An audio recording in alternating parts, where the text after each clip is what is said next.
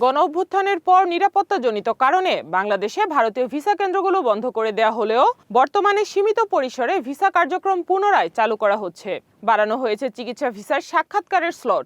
আসন্ন ঈদকে সামনে রেখে পর্যটন ভিসাও সীমিত আকারে চালুর চিন্তাভাবনা চলছে। প্রতি বছর ঈদ উপলক্ষে অনেক বাংলাদেশি কলকাতায় কেনাকাটার উদ্দেশ্যে ভ্রমণ করে থাকেন। সেই বিষয়টিও বিবেচনায় নেওয়া হচ্ছে।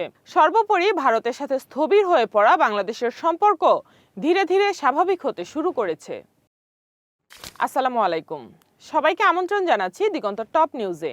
আপনাদের সাথে আছি আমি সাইমা আক্তার। আমাদের আজকের বিষয় বাংলাদেশ ও ভারতের মধ্যকার সম্পর্কের বরফ গলা শুরু, চালু হচ্ছে ভিসা।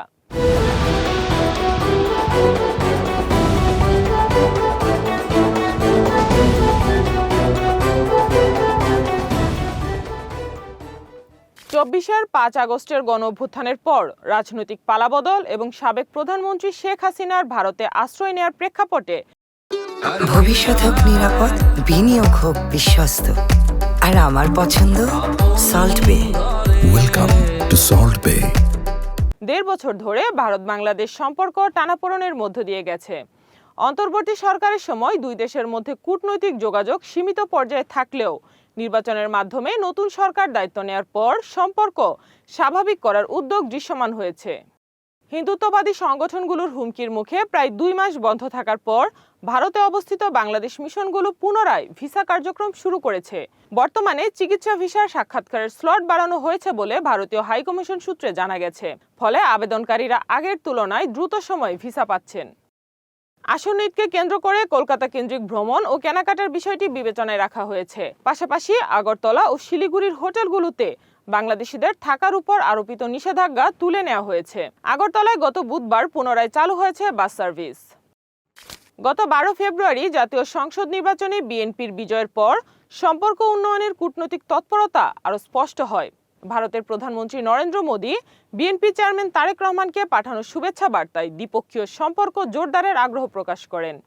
তিনি বাণিজ্য, প্রযুক্তি, শিক্ষা, জ্বালানি, স্বাস্থ্যসেবা ও জনগণের মধ্যে যোগাযোগ বৃদ্ধির উপর গুরুত্ব আরোপ করেন। শপথ গ্রহণ অনুষ্ঠানে ভারতের লোকসভার স্পিকার ওম বিড়লা এবং পররাষ্ট্র সচিব বিক্রম মিশ্রির উপস্থিতি কূটনৈতিক ইতিবাচক বার্তা হিসেবে দেখা হচ্ছে। সাবেক রাষ্ট্রদূত হুমায়ুন কবির মনে করেন সম্পর্ক স্বাভাবিক করতে প্রাথমিক পদক্ষেপগুলো ইতিবাচক। চলতি বছর গঙ্গার পদ্মা পানি বন্টন চুক্তি নবায়ন, সীমান্তে হত্যাকাণ্ড বন্ধ, পুশিন প্রতিরোধ এবং বাণিজ্যিক গতিশীলতা পুনরুদ্ধার এসব ইস্যুতে অগ্রগতি জরুরি। তিনি বলেন পারস্পরিক সম্মান ও সমতার ভিত্তিতে সহযোগিতা এগিয়ে নিতে হবে, যাতে কোনো পক্ষের উপর চাপিয়ে দেওয়ার পরিস্থিতি তৈরি না হয়। নিরাপত্তা ইস্যুতেও উভয় দেশের উদ্বেগ রয়েছে।